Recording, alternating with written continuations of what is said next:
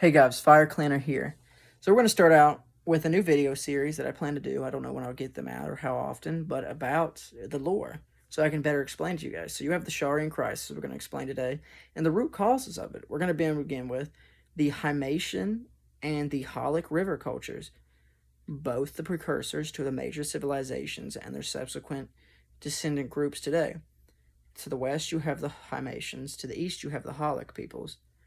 Holic peoples invaded into the west and annexed the Himatian cultures. Being genocidal and destructive, warlike, this resulted in the immigration of many of the Himatians westward, which would eventually form our cultures that we see today.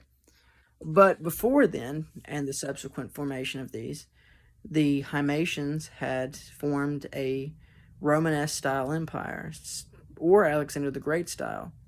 After they'd solidified themselves in the west, they reconquered in the east, as the Hollians had faced internal strife and other events due to what's a word for it?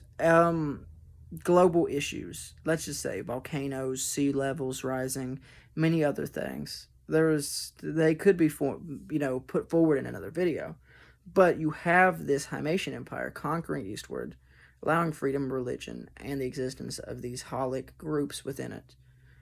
So they placed settlers in the east, which would eventually become the the ancestors of the modern Ferians, or at least some of the more eastern branches of the Ferians, right? So this would allow for many petty kingdoms, principalities, counties, duchies, other things to appear in the east and directly challenge their new neighbors out of the collapse of the Himatian Empire, them attempting to live up to the glory of it or attempting to forge their own names by subjugating and vassalizing these Holic peoples, all the way up into the subsequent formation of the Ferian Confederacy.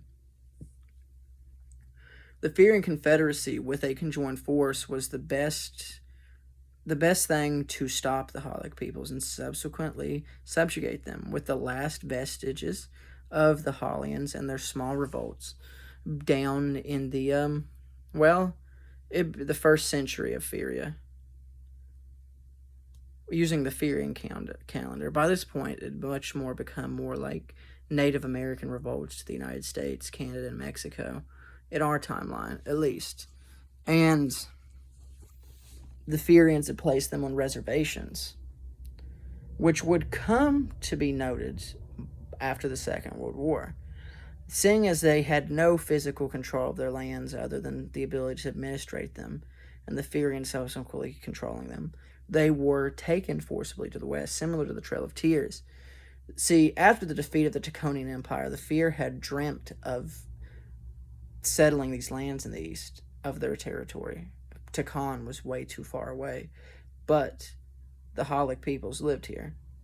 So the moving Taconian peoples out of modern-day Hollia back into Tacon and moving the Hollians there, you have this subsequent migration that could be the cause of so much violence and hatred and the formation of the Holic Republic. This resulted in, after this, Hollian peoples were allowed to exist in Schaar and Schaar. This resulted in 3 different Holic republics, though Hollia was independent, with let's say more similar to Israel in our timeline, in more of a nation state where all these peoples conglomerated and formed the Hollian language, kind of like Hebrew, as the Jewish people in our real timeline didn't speak a singular language. Yiddish could be an example of a common one, but even the Sephards spoke something different, and tons of other ones did. So you have these Holic peoples being put into the West and immigrated forcibly, and this could be the cause of a little bit of the strife. But the eastern republics became autonomous regions within the Ferian Confederacy, allowed to govern themselves, and so long as taxes were paid and soldiers were given to the Ferian Confederacy in times of war. This seemed to work quite well for so many centuries, up into the 13th century, when new nationalist sentiment had begun to flood the world, and many areas began to despise Feria. Starting with the first Sharian crisis, you have anarchist sentiment and nationalist sentiment resulting in protests throughout Hadashar, the capital of the Schaarian Republic at the time, and the Furians having to come in. This subsequently and quickly was put out, though it was followed by the second Schaarian crisis. The Furian Minister of Defense had proclaimed him president of a new Furian Republic, and the Schaarians believed that this would be a good chance to revolt. Though he was quickly killed, and nobody really supported him. This left the Schaarians fighting the Furian Confederacy, as the Furians had attempted to solve it with, discourse. The entrances to the autonomous republic had been cut off. Schaar Clay didn't really help them out in this, but they were on their own. So then the Fear began to assault the region, avoiding civilian settlements, something that would change clearly later as the conflicts go on. And the Helvan factory district within Hadashar surrendered within a few days. This isn't the end of the Second Schaar crisis, though.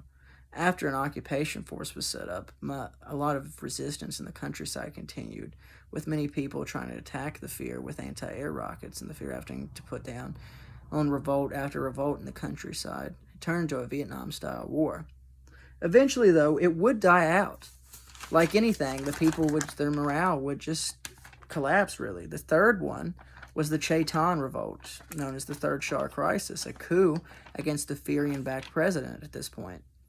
It was widely unsuccessful, and it's theorized that it could have been aided by the Fear, who had wanted to oust the leader for quite some time.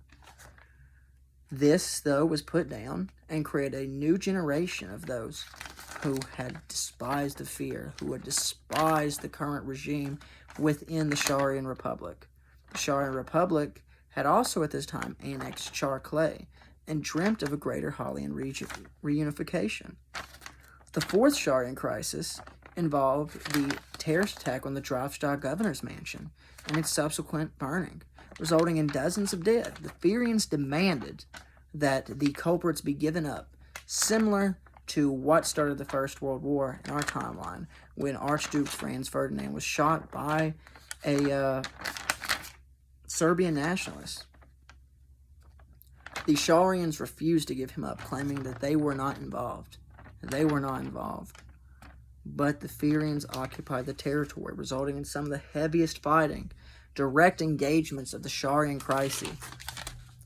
The subsequent glassing of different military positions throughout Schaar, something that would exist as a propaganda tool and live in the hearts of the Schaar. The Fear knew much about propaganda in the war. They had been using Agent Orange for years, and napalm, other things that attempted to use to break the Schaarians' will. Not any of it worked, though. After the Drafstad event and the subsequent occupation of the Schaarian people, the Furians sat down for the long wait. In this period, they established a short-lived president who handed over his position after a more stable government was formed.